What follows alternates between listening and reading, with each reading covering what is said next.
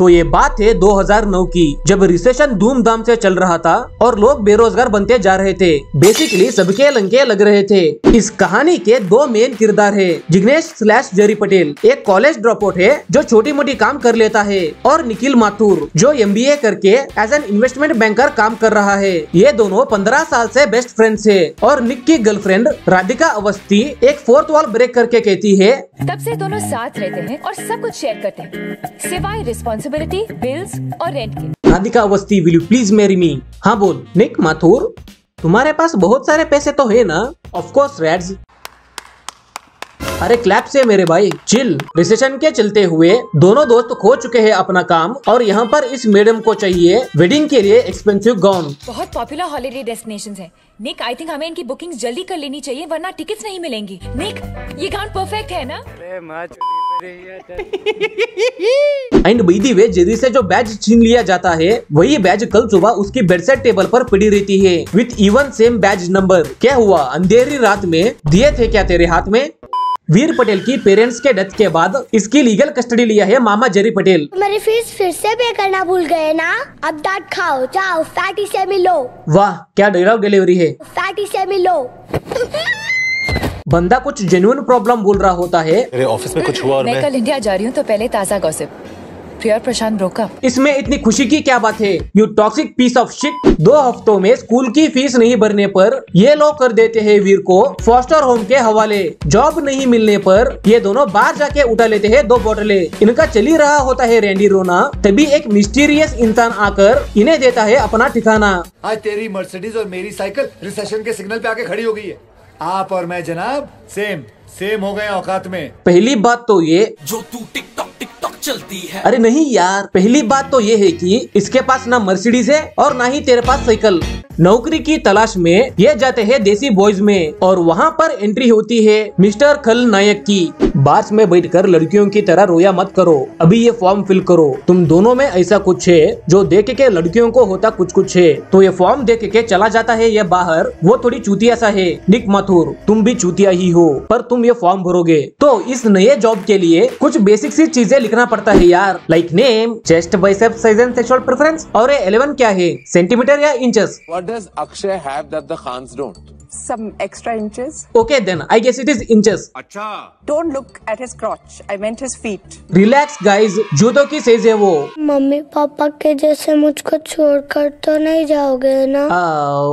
हमने जिंदगी ना मिलेगी दोबारा से बैचलर पार्टी के बारे में जाना। इस फिल्म से बैचलरेट पार्टी के बारे में जानो। हालातों की वजह से जेरी को मेल एस्कॉर्ट बनना ही पड़ता है। दोस्त की मदद के लिए ये भी जुट जाता है। यार मुझे भी निक जैसे दोस्त चाहिए जो मेरे रेंट और बिल्स पे करे, बुरी हालतों में साथ भी दे। और यहाँ पर मेरे दोस्त थे, सालों 500 रुपए भी वापस मांगते हैं। दोनों दोस्त चले जाते हैं बैचलरेट पार्टी में एज रॉको एंड हंटर। एक हॉट सिंगल भोली भाली लड़की शादी करने वाली है। कौन और कैसे हो सकते हैं भाई? I am really excited. और मैं ही हूँ वो हॉट सिंगल भोली भाली लड़की। तो फिर मैं ही हूँ Hrithik Roshan.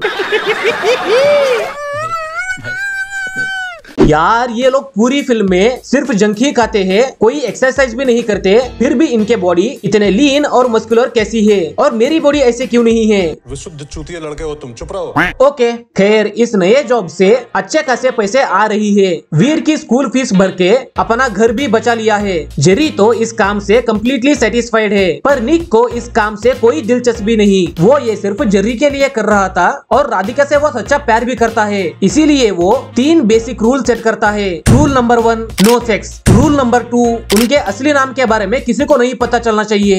And rule number 3, Radhika को इनके ये काम के बारे में कभी भी नहीं पता चलना चाहिए। स्पॉइलर वार्निंग फोर्स, तीनों रूल ब्रेक होंगे। बूम, अगले सीन में ही rule number 1 break. My husband. घर से बाहर निकल ही रहा होता है, दूसरी औरत भी पे करती है और बाहर एक आदमी भी। अरे वाह यार, एक ही रात में तीनों के साथ। शायद इसीलिए इन्हें कहते हैं खिलाड़ी। अपने नए जॉब की सक्सेस पार्टी खुद के ही घर में रखी होती है, और वहाँ पर 3 महीने के बाद राधिका आ जाती है उसके बाप के साथ। ये दोनों मिलकर कैसे भी करके मैनेज कर ही रहे होते हैं। सिंस मेरे पास फोटोग्राफिक मेमोरी है, तो ये लड़की वही है जो हे बेबी फिल्म की इस सीन में थी। राधिका, ये कहाँ देख रही हो? मेरे सामने तुम्हारे साथ फ्लर्ट कर रही थी। लड़कियां मरती है मुझ पे। You know what, John? You can actually say that दोनों one last time as an escort work करने जाते हैं और एक मस्त गाने पे लिपसिंग करके डांस करते हैं। आफ्टर सुबह होने ना दे सॉन्ग इन दोनों के साथ होता है बहुत रॉन्ग। राधिका निक को डंप करके कहती है निकल लौड़े। वीर को फॉस्टर होम के हवाले करके सोशल सर्विस वाले बोलते हैं सुधर जा बड़वे। तुम भी मम्मी पापा की तरह मुझको छोड़कर जा रहे हो। सिंस ये मूवी मोस्टली दोस्ती के बारे में है और अभी इंटरवल ब्लॉक भी आ रही है तो ब्रेकअप इन फ्रेंडशिप। तो दोस्ती में दरार के बाद ये कॉलेज ड्रॉप आउट अपनी लेट 30s में डिग्री लेने जाता है और ये MBA from London school of economics नौकरी ढूंढने के बजाय अपनी छोकरी को मनाने में लग जाता है। इसका मदद कौन करता है गेस करो? लड़की के बाप। यार रियल लाइफ में ऐसा होता है क्या? नहीं। अरे नहीं होता है। अगर लड़के में पोटेंशियल हो या लड़की की बाप चूतिया हो। मनाली की याद आ गई। या Manali street is the best.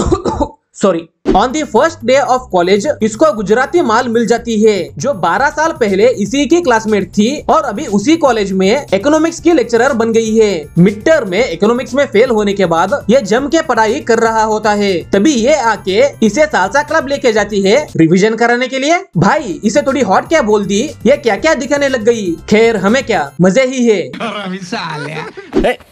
तूने बताया नहीं तेरा डैड है? नहीं ये मेरे डैड नहीं, ये जेरी के डैड है। मुझे इसके लक्षण बिल्कुल भी ठीक नहीं लग रहे। कोई इसे संभालो यार, नहीं तो यह पक्का हरामी काम करके पिट के मर जाएगा। सीरियसली इसका रोल मूवी में इतना ही था। डैड को पैसों की जरूरत थी इसलिए मैंने फूफू को भी खरीद लिया। वो तुम्हारी तरह नहीं है, एक बार जो इसे कमिटमेंट दे दी तो ये खुद की भी नहीं सुनता। अच्छा तो फिर झगड़ा इसीलिए हुआ था। साला खुद बोला कि हर दिन बात करूंगा और मोबाइल भी दिया था, फिर कॉल करने पर ऐसा एक्ट करता है। Hello Jerry. हे पिद्दी। क्या बाप बनेगा रे तू? ये 3 इडियट्स की चतुर है ना मेरे भाई। कैसा है तू यार? ये तीनों सालों ने मिलकर तेरा बहुत मजाक उड़ाया ना। और हाँ तेरी बीवी कैसी है? तेरा बहुत हो गया साले, मदद करूं राज? Don't call me Raj. ये सिर्फ मैं इसे राज बुलाता हूँ। नहीं भाई इसके दोस्त भी बुलाते हैं। Raj, you have to check this side. और यहाँ पर हमारे खिलाड़ी भैया फाइनल्स के लिए प्रिपेयर कर रहा था। मैं मदद करूं? अरे मैं क्या बताऊं मैं तुम्हारे हर सही आंसर पर अपने कपड़ों में से एक चीज उतार दूंगी। तुम जितने सही आंसर्स दोगे मेरे उतने कपड़े। यार काश शायद इसीलिए मेरे नंबर उतने अच्छे नहीं आती थी। साला रिवीजन करने की तरीका ही गलत था। आई थिंक अभी एक किस सीन आने वाली है, so be ready guys. All the best for your exams. Shit. भाई लंदन के लाइब्रेरीज में ये सब खुलम खुला होता है क्या? Whatever, let's focus on our story.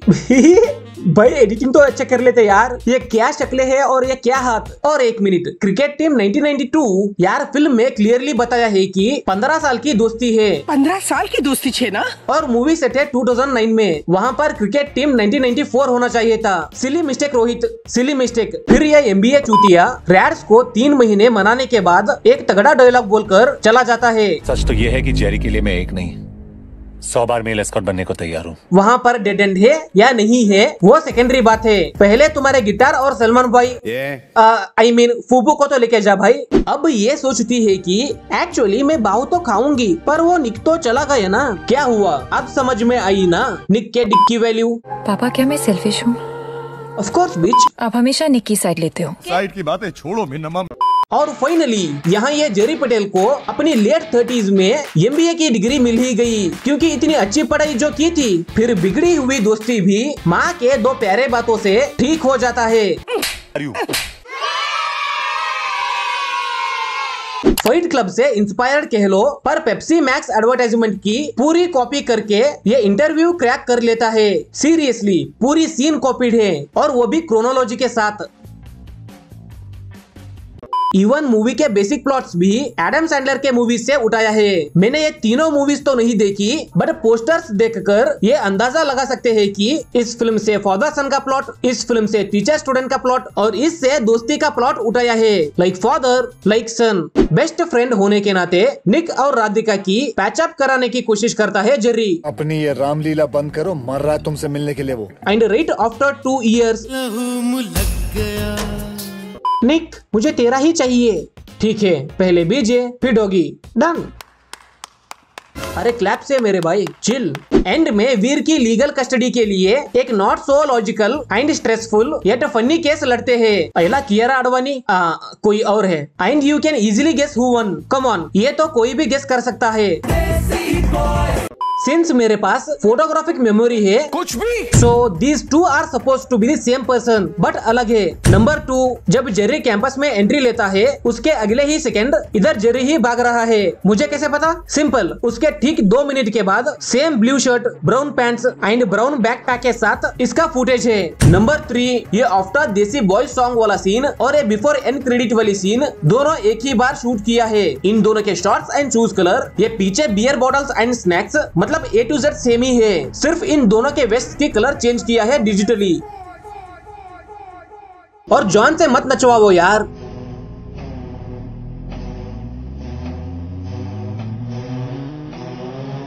तो वीडियो पसंद आई तो please like, comment, share and subscribe. हम मिलेंगे अगली वीडियो में।